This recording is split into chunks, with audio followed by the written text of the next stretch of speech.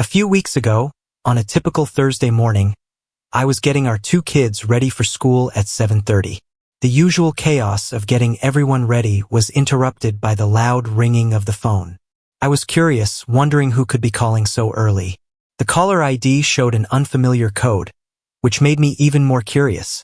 "Hello?" I answered cautiously, holding the phone to my ear. Lo and behold, it was Claire, my wife. I was confused because we had just spoken the night before.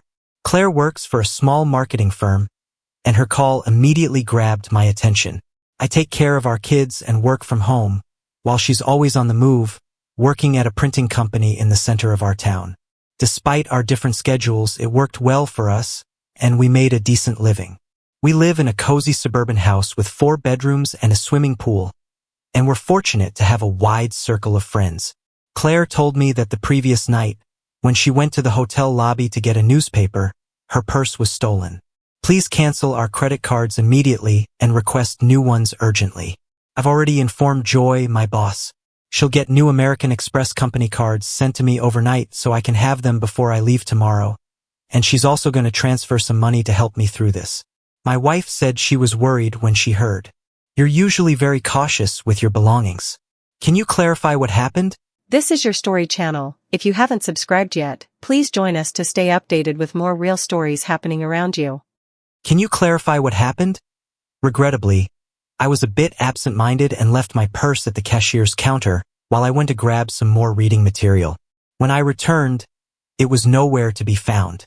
The cashier said she was busy with another customer and didn't notice anything unusual. My driver's license was in there, too. The hotel sent staff to check the nearby dumpsters, so hopefully they'll find it. Otherwise, I might have to take a taxi to today's meeting. "Don't worry, I'll handle the credit cards as soon as possible. Sorry about my oversight, dear. Hopefully, apart from about $200 in my wallet, we won't face any additional expenses. We can replace the other cards gradually. Fortunately, most of my makeup is still in the room, so I'll be prepared for the morning presentation. How are the kids? I missed the times when we were all together. Let me recount what occurred around 6 weeks ago. Thankfully, I successfully canceled the credit cards before any unauthorized charges were made.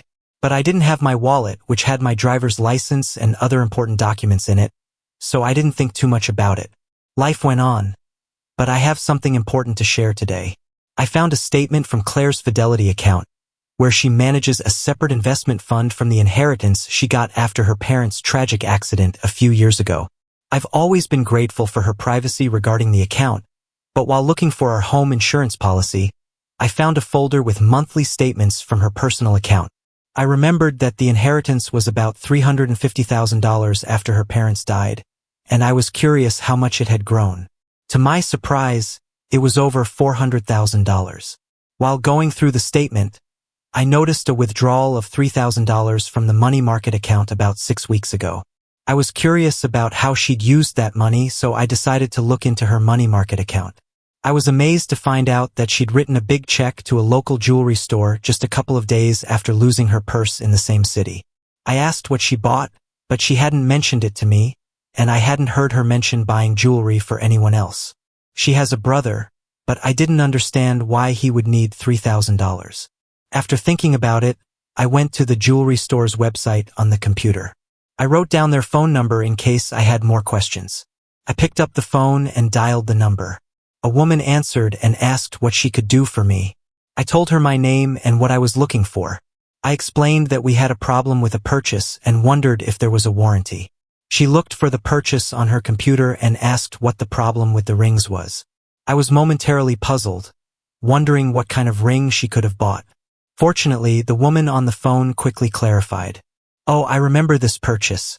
When she visited our store, she was visibly distressed and mentioned that her wedding and engagement rings had been stolen. She wanted to replace them, which proved to be quite a challenging task. While we were trying to find something that would work, she used the company's credit card as collateral and later sent us a check to cover the cost. Now that you've mentioned the issue with the rings, I'd like to assure you that our store provides a 90-day warranty for such situations. Is it possible that the diamond setting has become loose?" I'm a bit puzzled because she mentioned replacing the wedding and engagement rings, but never said she'd lost them. She only mentioned the purse being stolen. Took me a minute to process all this. I told the woman on the phone that I need to talk to my wife about this before making any more decisions. I'll let you know later. With that, I said goodbye. She seemed confused, but I was even more so. It was obvious the rings should have been in her purse when it got stolen. But why would she carry them with her if she didn't want to hide her marriage? As far as I know, there were no rules about disclosing your marriage status. But if she wanted to seem unmarried in certain social situations, I started thinking about whether she might be having an affair. Just thinking about it made me feel sick. We'd been married for 11 years and had 2 great kids, Jeremy, 7, and Melissa, 6. I thought we had a perfect marriage and a picture-perfect family. Our personal life seemed gratifying to me, or at least that's what I had thought. She traveled once a month, staying for 2 or 3 nights in distant cities. If she had intentions of that nature, she might have seen it as a discreet opportunity. It seemed that losing the rings had deeply troubled her, leading her to opt for replacements that closely resembled the originals. I had purchased those rings with my modest earnings, so they weren't extravagant. Making a near replica wasn't too expensive.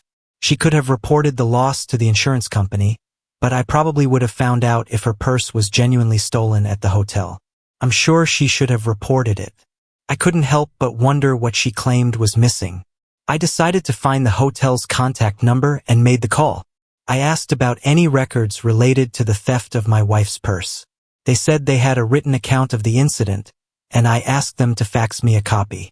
I got it pretty quickly, and it was written by Claire herself. In it, she said her purse was stolen while she was dancing in the hall. She said she left her purse at the booth where she was sitting, and when she came back it was gone. Claire also said she didn't want to involve the police, which was pretty surprising. As I processed all this, I couldn't stop thinking about what it meant. She'd lied to me about the rings, and now I found out she'd made up that story about the shoplifting too. I couldn't stop thinking about it, and I couldn't come up with any other explanation. I felt like I needed to understand why she was so upset about the rings, or I was going to go crazy. It seemed pretty clear to me that she hadn't been honest about where the rings were. She said she lost them, but I knew better.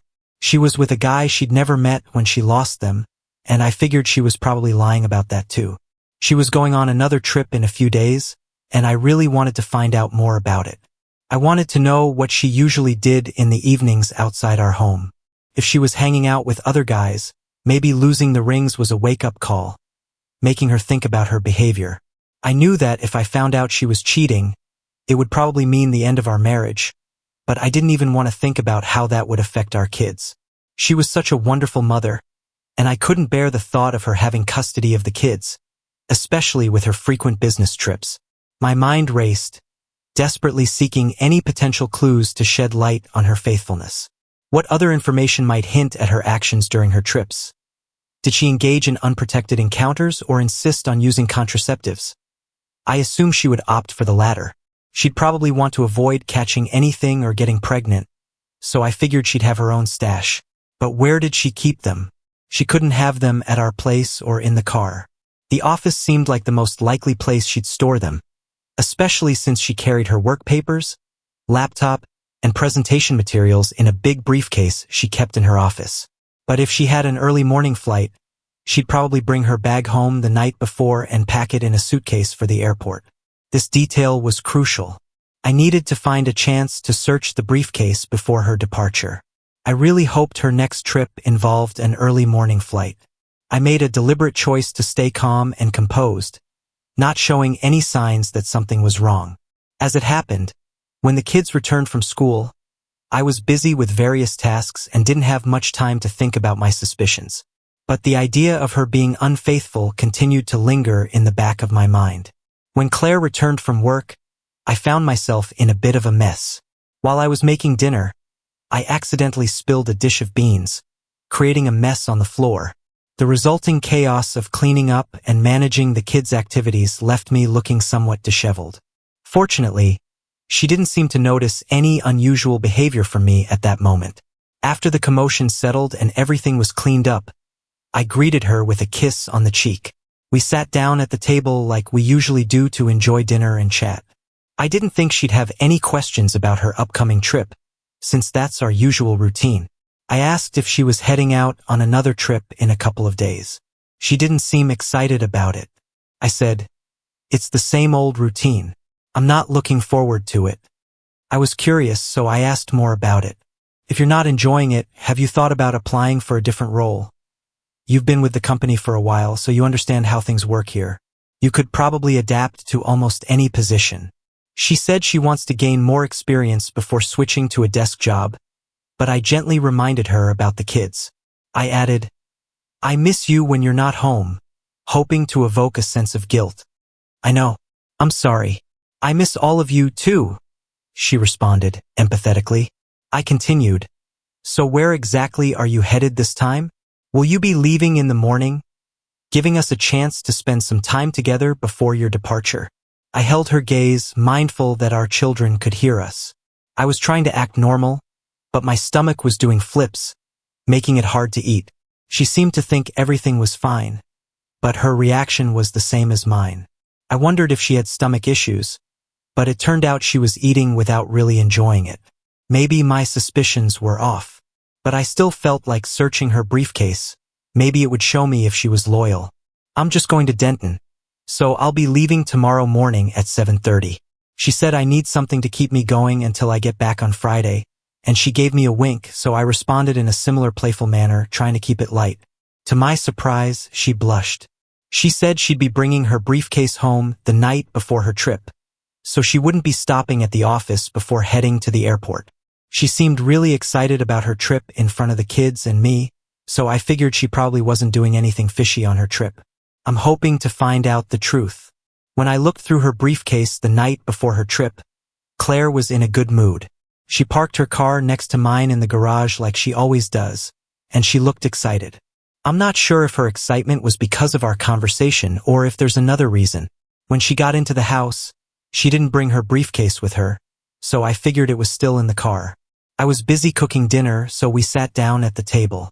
She casually asked if I could get her suitcase from the garage after we finished eating. "Sure," I replied, trying not to show any suspicion. "Are you all set for your trip?" she asked, trying to reassure me. "Oh yes, it's a routine trip. My briefcase is in the car, ready for the journey. I'll pack an overnight bag with the essentials." I asked if she had any plans while she was away, and she said no, that she and the kids would stick to their usual routine during the week. Then she said that maybe we could plan something family-friendly for the weekend, and I was like, "Sounds like a plan." After we finished dinner, she helped me clear the table in the kitchen and loaded the dishwasher. Once we were done, she headed to the bedroom to pack her things, while I made my way to the garage to get her suitcase. When I checked the car, I didn't find the briefcase inside, which made me think it was in the trunk. I had already thought of a plan to get it later. When I went back to the bedroom with her suitcase, I casually asked, "Do you know where the car keys are? My tire seems to be slowly losing air. If I take it to the station, Jerry can fix it right away." She seemed puzzled for a second, then handed me the car keys. She proposed an alternative, saying, "Couldn't you just use the spare tire? It's meant for emergencies." I responded, "Yes, the spare tire is for emergencies, but we have enough time to properly fix this. I think that's the best plan." I hurried back to the garage before she could change her mind. Swiftly, I drove her car out of the garage and headed to the junction station owned by my friend Jerry from school. Pulling up in front of one of the service bays, I honked my horn to get his attention. Jerry noticed me and opened the bay door, allowing me to drive in before closing it behind me. "What's up, buddy?" Jerry asked, curious. I said, "My tire was supposed to be fixed here, but I needed a little time to check something else. I figured I might have some issues at home." "Trouble at home?" Jerry asked, a hint of concern in his voice. "Maybe," I admitted, opening the trunk and getting Claire's briefcase. I unlocked it and put it on a nearby workbench. Jerry realized a customer needed him, so he simply said, "Well, I've got a customer, so take your time, my friend." I nodded to Jerry and went back to the small shop attached to my station. I started searching the briefcase, making sure not to disturb anything. I went through the pockets on the lid, and to my surprise, I found a package that caught my eye. When I took it out, I felt my heart drop when I saw it was an open package of birth control with about 3 pieces missing. My worst fears were confirmed. I carefully put the package back where I found it and closed the briefcase again. I stashed it in the trunk and locked it. Just as Jerry came back, "Did you find what you were looking for? What's going on?" he asked, clearly curious. "I'm afraid so," I replied, feeling a mix of disappointment and sadness in my voice. "Mind if I stay here a bit longer? Maybe you could check the tire pressure while I pretend to have resolved the issue." Jerry looked at me curiously but complied without saying a word. He truly was a loyal friend. While Jerry checked the tire pressure, I drove out of the bay and pulled up at a gas station. I filled the tank with gas, not sure when I'd do that for her again. On my way back home, I was super grateful to Jerry for understanding. When I pulled into the garage, I felt totally overwhelmed. I was angry and frustrated, and I couldn't understand how she could do this to our marriage, our kids, and me. I started thinking about what my next steps would be to get full custody of our kids. I needed proof that she'd been unfaithful and misbehaving. I knew she wasn't a great partner, but I did think she was a good mom. The kids need a mom in their lives. Visitation rights would probably be granted, but I want full legal custody. She'll have to tell her brother and friends why we're getting divorced. When I got home, I went into the bedroom and asked, "Is everything set?" It was just a nail issue. "Okay, thanks," she said, but she still wasn't looking at me. I went to the kitchen for a beer and then sat down with the kids who were watching TV. About 30 minutes later, Claire joined us. I was pretty calm by then, but I felt pretty down when I thought about how our family was about to change. I was surprised when Claire moved closer and snuggled up to me, whispering, "Are you ready for tonight?" I took a sip of beer and said, "I think so, but I have a stomachache." Claire said, "Oh, that's too bad, honey." She held me. Claire softly said, "I love you," and I instinctively put my arm around her shoulders, grappling with mixed feelings. Despite her betrayal, there was still a hint of affection from her, and I couldn't help but wonder why she did it. Was it for excitement or a need for more connection than I could provide? I might never fully understand, but what was clear was the damage to my trust in her. We put the kids to bed together, and as she kissed them goodnight, I couldn't help but look at her, knowing that by morning she would be gone. Their kids were used to her traveling a lot, so they weren't too bothered. That night we had sex, but it wasn't as passionate as usual. Claire asked, sounding worried, "Is your stomach still bothering you, dear?" I nodded and said, "Yeah, it's still bothering me, but I can handle it." I really hoped she'd choose our love and marriage over the trip, so I asked, "Do you really need to go on this trip?" Deep down, I wished it were all just a nightmare that would vanish. She sighed and said, "I'm sorry, honey, but this trip is necessary. I'll do my best to wrap things up and get home as soon as I can. I'm really looking forward to the weekend with all of you." With a heavy heart, I sighed and said, "Okay, honey, it's time to get some sleep. You have to get up early for your flight." I took a quick shower now so I won't have to worry about it in the morning. "Okay," I replied, while she stepped into the shower. An impulse led me to inspect her suitcase to see what she had packed. The clothes on top seemed businesslike, but I was surprised to find, upon closer examination, a selection of her most seductive lingerie and a small black cocktail dress in which she always looked irresistible. Respecting her personal space, I carefully returned everything to its place, closed the suitcase, and went back to bed. Couldn't sleep that night. When I heard Claire stirring around 5 in the morning, I chose not to say goodbye, as is our custom. I felt a mix of weariness and sadness, and she asked, "Still not feeling well, honey?"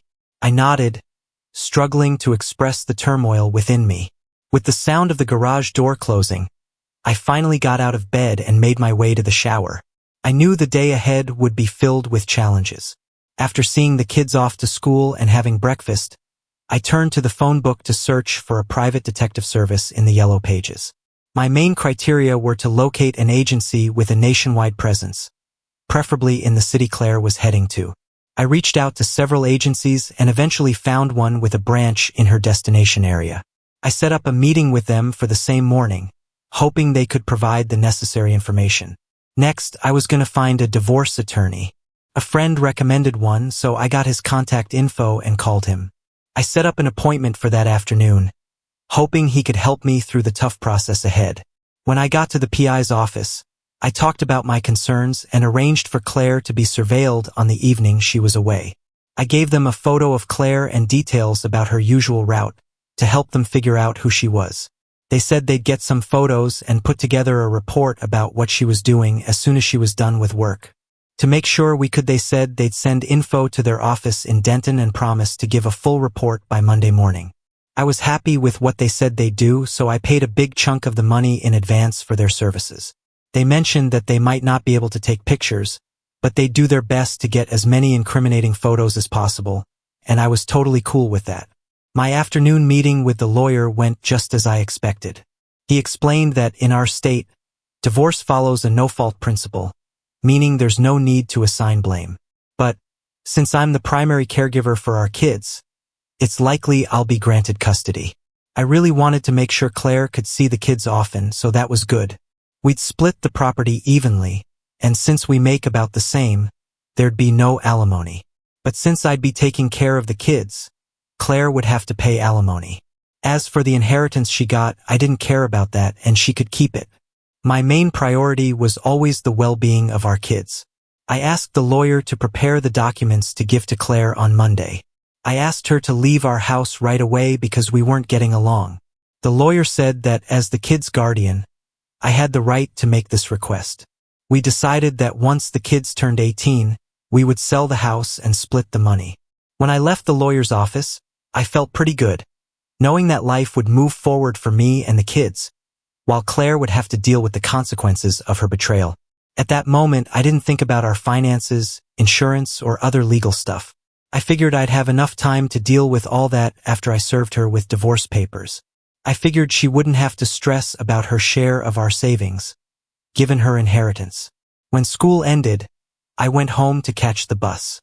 On Friday afternoon, when Claire got back, I offered to take care of her laundry, but she said no, insisting she'd handle it later.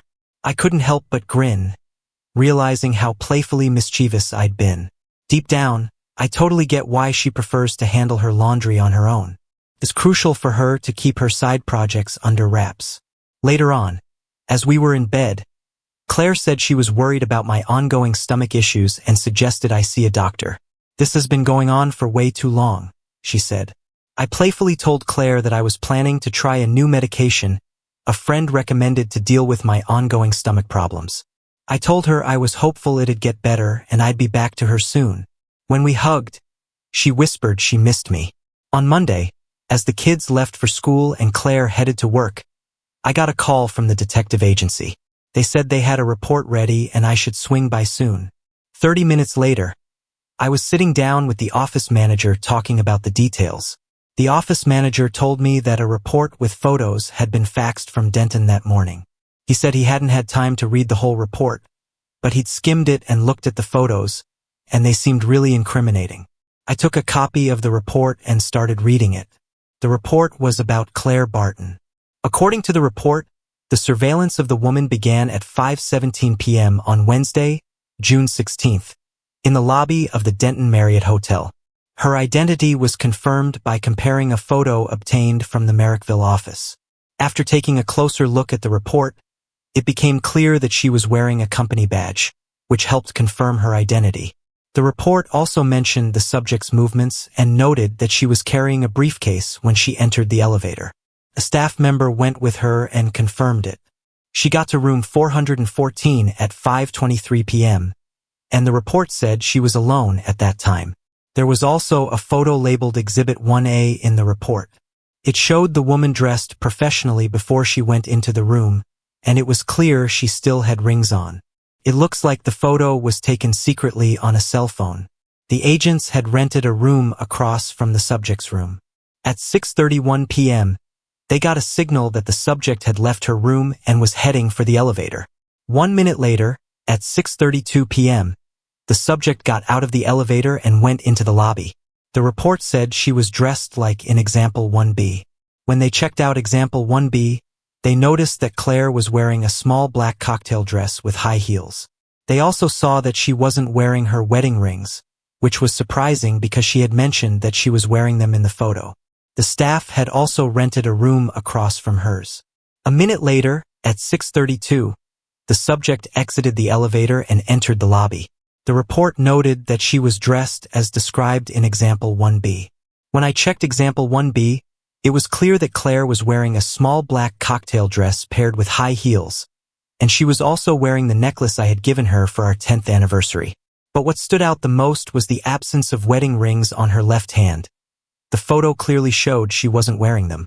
There was also a photo, identified as Exhibit 1D, that showed Claire and a man in a tight embrace. They were sitting in a booth and looked like they were enjoying a passionate kiss.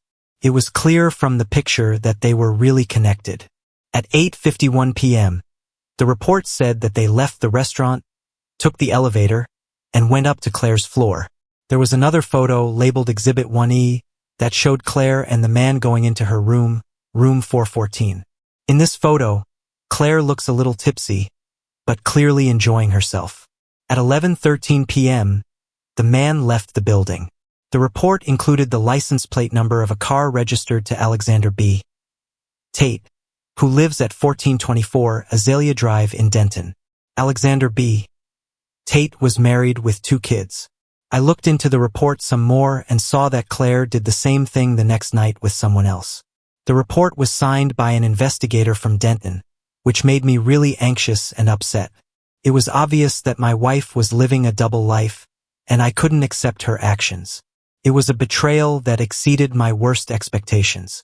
Even the fact that Claire had lost her wedding rings didn't stop her from being careless. After settling the bill with the private detective, I thanked them and left. I made sure to take 2 additional copies of the report, which were recorded on a CD to keep them safe. Once I got back home, I wasted no time and immediately called my divorce attorney. I asked about the status of the divorce papers, and the attorney confirmed they were ready for filing. I told them to start the filing process and specifically asked that the papers be served to her at her workplace the next day. The attorney assured me that this could be done smoothly and asked for her workplace address, which I gave them. My intentions were clear. I wanted to humiliate her during the legal proceedings.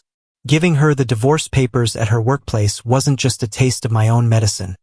It also made things right for what she did that night. We weren't exactly boyfriend and girlfriend, but we were close. Claire seemed a bit off, like maybe she thought I had found something weird. She didn't say it straight out, but she did hope I'd get better soon. She also seemed a bit distant, but I didn't say anything. The next morning, I woke up early after a night of restless sleep. I got to work on the computer until the kids woke up, and then I went to the kitchen to make breakfast. After we ate, I said goodbye to Claire. When she left for work, she came over for a hug and a kiss, but I just gave her a playful hug and told her to go. I could tell she had a feeling about what was coming. As I closed the door, she started crying and said, "I love you." After she left, I felt really sad, and I wanted to cry, but I stopped myself because the kids needed me. Around 10 a.m., the phone rang. It was a disruption to our usual morning routine. When the caller ID showed Claire's workplace, I answered the call without saying anything. There was a short pause as the caller realized I wasn't interested in talking. In a shaky voice and a whisper, Claire said, "I'm sorry." After that, the line went silent and I stayed silent too. Claire didn't come home that night, and I wondered if she was up to something, acting like she didn't care about her husband. I knew I was angry, but I also felt like I might be too hard on her. The kids were bummed that their mom wasn't there, and they asked where she was. To cheer them up, I invited them to eat dinner at a McDonald's. By the time we got back, the kids were exhausted and went straight to bed. The next morning, Claire called with a request. "Honey, can I come home and pack my things? Can we talk?" At first, I felt guilty, but then I didn't. I replied calmly, "Why don't you come between 9 and noon?" As I continued, I thought, then the kids and I won't be here. I told her that I'd only speak with her one-on-one in my lawyer's office after she signed, notarized, and returned the divorce documents. Then I'll listen to whatever you have to say. There was a sob on the line before Claire answered. "Good." Shortly after, the phone fell silent again. She signed the divorce papers, and 6 months later, our marriage officially came to an end. It turned out she got pregnant during the affair, but when she tried to hide it from her last lover, contraception didn't work because she was close to her childbearing age.